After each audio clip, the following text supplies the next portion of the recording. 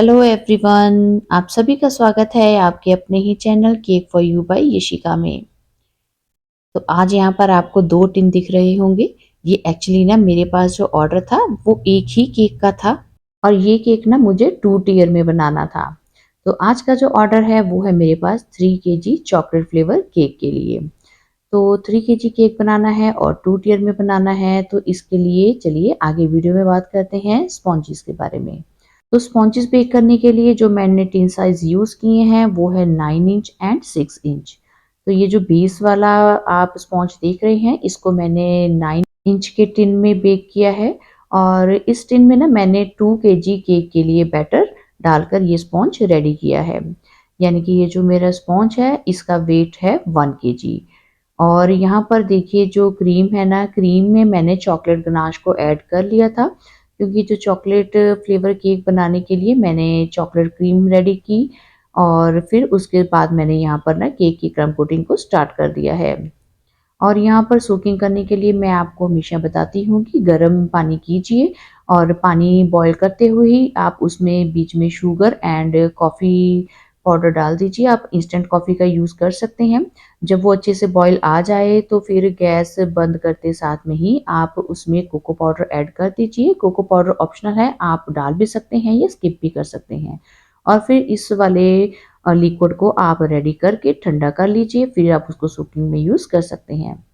तो यहाँ पर सोकिंग का भी मैंने आपको बता दिया और क्रीम का भी बता दिया और जो अंदर मुझे फिलिंग करनी थी उसके लिए सिर्फ मैंने डार्क चोको चिप्स का ही यूज़ किया है। तो इस तरीके से मैंने इस स्पॉन्ज को 3 लेयर में कट किया था और फिर इसके बाद में मैंने इसकी क्रम्ब कोटिंग को कंप्लीट किया। तो ये जो केक है ये बन रहा है क्लास की फेयरवेल पार्टी के लिए। तो मेरे पास जब ये ऑर्डर आया तो उन्होंने कहा कि 10th क्लास के स्टूडेंट हैं वो फेयरवेल पार्टी कर रहे हैं, तो इसके लिए ना उनको केक चाहिए। और ये जिन्होंने मुझे ऑर्डर दिया था ये उनका मेरे पास फर्स्ट ऑर्डर ही था और मेरे पास काफ़ी टाइम के बाद में ही 2 टियर केक का ऑर्डर आया था। तो इस हिसाब से मुझे अब 3 केजी का केक बनाना था, सो जो बेस वाला केक है उसमें मैंने 2 केजी का केक रखा और जो टॉप वाला मेरा था केक उसको मैंने 1 केजी वेट का रखा। तो ये जो क्रम्ब कोटिंग है ना मैंने इसको रात को ही कर दिया था, सो दैट ये जो मेरे दोनों केक है अच्छे से सेट हो जाएँ और फिर नेक्स्ट डे मैं इनके ऊपर फाइनलाइज़िंग करूँगी।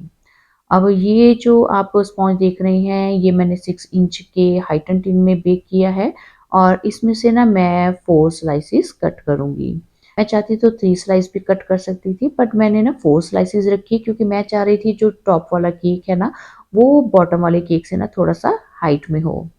तो अब यहाँ पर देखिए मैंने यहाँ पर यूज़ किया है 6 इंच के राउंड केक बोर्ड का। मेरे पास यहाँ पर केक कार्ड नहीं था उस टाइम पर, तो इसलिए मैंने इस 6 इंच के राउंड बोर्ड का यूज़ किया और इसमें आपने देखा कि मैंने सेंटर में ना एक सर्कल मार्क करते हुए ना एक होल कर लिया है, सो दैट उसमें से हम इजीली ना डबल को इंसर्ट कर सकें। तो इस वाले बोर्ड को मैंने दोनों ही साइड से ना अच्छे से क्लिंग रैप भी कर दिया था, सो दैट जब ये केक के टच में आएगा तो ये बोर्ड हमारा सॉगी ना हो। और फिर क्लिंग रैप करने के बाद में मैंने बीच में एक होल किया था और यहाँ पर आप देखेंगे कि फिलिंग करते टाइम मैंने चोको चिप्स के साथ में ना गनाश भी ऐड कर दिया है। तो इस तरीके से ये चारों लेयर्स को मैंने असेंबल कर लिया था और फिर ये दोनों ही जो मेरे केक हैं मैंने अच्छे से इनको रैप करके और ओवरनाइट फ्रिज में ही छोड़ दिया था। और जो मेरा बॉटम वाला केक है उसके ऊपर ना मैंने 6 इंच के टिन को रखा, एक मार्किंग कर ली, सो दैट मुझे आइडिया हो जाए कि मेरे पास जो नीचे वाला केक है उसमें मुझे डॉवल इंसर्ट करने हैं, तो वो वाली स्पेस मुझे मिल जाएगी। तो यहाँ पर आप देखिए कि मैंने 5 डॉवल्स जो हैं इस केक की हाइट के अकॉर्डिंग अंदर इंसर्ट कर दिए हैं और फिर इन होल्स को मैंने ऊपर वापस से क्रीम लगाकर और कवर कर दिया है। अब ये जो डाबलिंग का काम है ये आप चाहें तो फाइनलाइजिंग करने के बाद में भी कर सकते हैं, बट मैंने यहाँ पर ना आज पहले ही ये कर दिया था। अब नेक्स्ट डे मुझे इस केक के ऊपर ना फाइनलाइजिंग करनी थी। तो फाइनलाइजिंग के लिए मैंने सिंपल व्हाइट क्रीम का ही यूज़ किया है और यहाँ पर ना सेंटर में जहाँ पर मैंने मार्किंग की थी टिन रखकर उस वाले पार्ट पर मैं क्रीम अप्लाई नहीं करूँगी क्योंकि हम ऑलरेडी ही क्रम कोटिंग करते टाइम ना नीचे मैंने काफ़ी क्रीम लगाई हुई है। सो सेंटर का उतना पार्ट मैंने छोड़ दिया था, वहाँ पर व्हाइट क्रीम अप्लाई नहीं की क्योंकि वहाँ पर उस जगह पर मेरा जो 6 इंच का बोर्ड ऊपर वाले केक के साथ में अटैच है, वो भी रखना है। और इसके बाद में मैंने यहाँ पर अच्छे से स्मूथ सी फिनिशिंग आने तक इस केक की फाइनलाइजिंग को कंप्लीट किया और फिर इसको रख दिया फ्रिज में और अपने टॉप वाले केक के ऊपर काम शुरू किया। तो ये जब मेरे पास ऑर्डर आया था ना, तो उस टाइम स्टूडेंट्स ने कहा कि वो इस केक को ना सुबह 8 बजे मेरे से लेके जाएँगे। बट फिर लास्ट मोमेंट पे उनका थोड़ा-सा प्रोग्राम चेंज हो गया था। उन्होंने कहा कि वो ना केक सुबह नहीं लेंगे, केक वो दोपहर के टाइम मेरे से लेंगे, यानी कि 2 से 3 बजे के बीच में। तो मैंने इस केक को उसी अकॉर्डिंग ही सोचकर 1 रात पहले क्रम कोट कर दिया। तो मैंने तो क्रम कोट किया ही हुआ था, सो जो फाइनलाइज़िंग थी वो नेक्स्ट डे मैंने अपना 11-12 बजे तक कंप्लीट करके पूरा केक कंप्लीट करके और फ्रिज में रख दिया था। जब आपका केक क्रम कोट हुआ, अच्छे से सेट होता है ना, तो फिर उस केक की जो है ना सेफ्टी बढ़ जाती है। तो यहाँ पर देखिए अब मुझे इन दोनों केक्स को आपस में स्टैक करना है। सो सबसे पहले मैंने क्या किया कि दोनों ही केक की मैंने हाइट को मेज़र किया। जितनी हाइट दोनों केक की टोटल बनती थी उससे थोड़ी-सी कम हाइट में मैंने ये डाबर कट किया और उसको नीचे वाले केक में इंसर्ट कर दिया।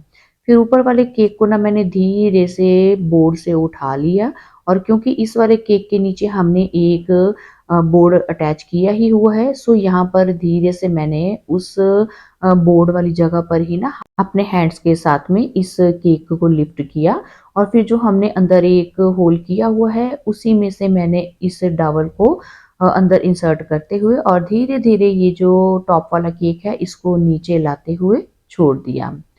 तो आज इस तरीके से मैंने फर्स्ट टाइम ही इस केक कार्ड का यूज़ करते हुए और इस मेथड से आज 2 टियर केक की स्टैकिंग की थी। अब थोड़ा-सा फिर मैंने ना यहाँ बोर्ड को उठाकर थोड़ा-सा हिलाया सो दैट जो ऊपर वाला केक है वो अच्छे से नीचे वाले केक के ऊपर प्लेस हो जाए। और यहाँ पर थोड़ा-सा गैप था सो यहाँ पर अब मुझे कोई बॉर्डर भी नहीं बनाना था इसलिए मैंने थोड़ी-थोड़ी क्रीम अप्लाई करते हुए पाइपिंग बैग से ही इस वाले गैप को ना फिल कर दिया। और यहाँ पर स्मूदर का मैंने यूज़ किया है, बड़े ही केयरफुली काम करना है कि कहीं आपकी टॉप वाले केक की या बॉटम वाले केक की आइसिंग खराब ना हो जाए। और फिर यहाँ पर मैंने फाइनली आगे डेकोरेशन के लिए यूज़ किया है गनाश का। ये चॉकलेट गनाश जो है ये 2:1 रेशियो की है। अब जो ऊपर टॉप वाले केक पर मुझे गनाश डालनी थी ना, उसकी मैंने कंसिस्टेंसी ना थोड़ी-सी थिक ही रखी है। इसको मैंने ज़्यादा फ्लोइंग नहीं रखा क्योंकि मुझे था कि ये जो मैं फ्री फ्लो या कह लीजिए कि ये नेचुरल ड्रिपिंग बना रही थी, मैं नहीं चाहती थी कि ये जो ड्रिपिंग है ये मेरी बॉटम वाले केक तक फ्लो हो जाए। बस मैं चाहती थी कि ये वो टॉप वाले केक के ना मिडल पार्ट तक ही रहनी चाहिए। तो इसलिए यहाँ पर आज मैंने यहाँ पर नेचुरल ड्रिपिंग ही क्रिएट की है और फिर गनाश डालने के बाद में मैंने उसको धीरे-धीरे ही पैलेट नाइफ से नीचे की ओर फ्लो किया और जितना उसको नीचे फ्लो होना था वो हो चुका था। फिर सेंटर में मैंने स्वर्ल का डिज़ाइन बना दिया है। और इसके बाद में जब मुझे बेस वाले केक पर गनाश डालना था, तो वहाँ पर मैंने ना गनाश को थोड़ा-सा पतला कर दिया था, यानी कि थोड़ा-सा उसको रनिंग रखा था, फ्लोइंग रखा था कंसिस्टेंसी को, सो दैट वहाँ से अगर मेरा गनाश पोर होते हुए बोर्ड तक आ भी जाता है, तो कोई दिक्कत नहीं है। वैसी वाली जो ड्रिप्स होती हैं, वो देखने में ज़्यादा अच्छी लगती हैं। अब यहाँ पर गनाश जो था ना, मैंने डायरेक्ट ही इस तरीके से बाउल के साथ में ही डाल दिया और क्योंकि ये थोड़ा-सा रनिंग था, सो इसलिए मैंने इसके ऊपर जल्दी-जल्दी काम किया। साथ-साथ ही जहाँ ज़रूरत थी मैंने और स्पून के साथ में यहाँ पर पोर किया गनाश और साथ के साथ ही पैलेट नाइफ़ को चलाते हुए इस गनाश को मैंने नीचे की ओर फ्लो करवाया। तो इस तरीके से जितनी ड्रिपिंग जो है वो क्रिएट होनी थी, वो हो चुकी थी। अगर कहीं कुछ लग रहा था कि ड्रिप्स कम हैं, तो वहाँ पर मैंने फिर से स्पून से गनाश को ऐड किया, वहाँ पर गनाश डाला और थोड़ी-थोड़ी जो है ड्रिपिंग जहाँ कम लग रही थी, मैंने वहाँ पर और बना दी थी। और फिर ये जब दोनों ही केक्स के ऊपर ड्रिपिंग वाला काम मेरा कंप्लीट हो गया तो उसके बाद में मैंने केक को ना फ्रिज में रख दिया था सो दैट ये गनाश अच्छे से सेट हो जाए और फिर मैं इसके ऊपर आगे की डेकोरेशन स्टार्ट करूँ।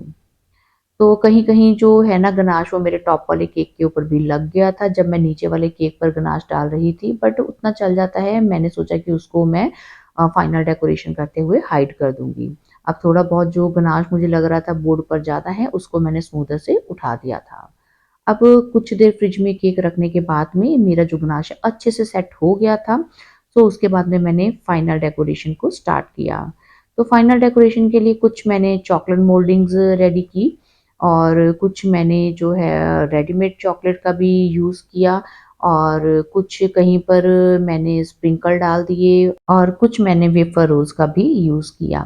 क्योंकि ये चॉकलेट केक है सो इसकी डेकोरेशन जो है ना वो चॉकलेट की टॉपिंग्स के साथ में ही ज़्यादा अच्छी लगती है। और जिन्होंने मुझे ऑर्डर दिया था वो स्टूडेंट भी यही चाह रहे थे कि इसके ऊपर ना चॉकलेट की टॉपिंग्स हों। सो बस उसी आइडिया से ही मैंने इस केक की जो है ना वो फाइनल गार्निशिंग कंप्लीट की है। तो चॉकलेट केक बनाना बड़ा ही ईज़ी है, उसमें आप डेकोरेशन के लिए आपको ज़्यादा क्रीम के साथ में काम नहीं करना होता, बस आप चॉकलेट की टॉपिंग्स ऊपर लगाइए, उसके साथ में ही आपका काम आसानी से बन जाता है। तो इस केक की फीडबैक मुझे बहुत ही अच्छी मिली, स्टूडेंट्स ने बहुत अच्छी फीडबैक मुझे दी। उन्होंने कहा कि आज तक उन्होंने ऐसा केक का टेस्ट नहीं किया था, कि मार्केट के केक बहुत खाए हैं बट जब उन्होंने इस केक को टेस्ट किया और कुछ स्टूडेंट्स के पेरेंट्स ने भी इस केक को टेस्ट किया, तो सभी इस टेस्ट वाइज़ और इसकी लुक वाइज़ ना बहुत खुश थे। तो इतना मेरे लिए बहुत था कि इतनी अच्छी फीडबैक आपको मिले तो और इससे ज़्यादा हम होम बेकर्स को क्या चाहिए है। तो यहाँ पर फाइनल जो मैसेज था वो मैंने फॉन्डेंट के ऊपर लिखा और उसको मैंने आगे प्लेस कर दिया था। तो आप बताइए कि आपको आज की मेरी इस केक डेकोरेशन की वीडियो कैसी लगी? अगर आपको कुछ यूज़फुल टिप्स मिली हों और अभी तक आपने चैनल को सब्सक्राइब नहीं किया है, तो प्लीज़ आप सबसे रिक्वेस्ट है कि बिना देरी किए चैनल को लाइक, सब्सक्राइब कर दीजिएगा सो दैट मैं और अच्छी-अच्छी डेकोरेशन की यूज़फुल वीडियोज़ आपके साथ में शेयर करती रहूँ। तो जल्दी ही मुलाकात होगी एक और केक डेकोरेशन की वीडियो में। Till then bye bye. Thanks for watching.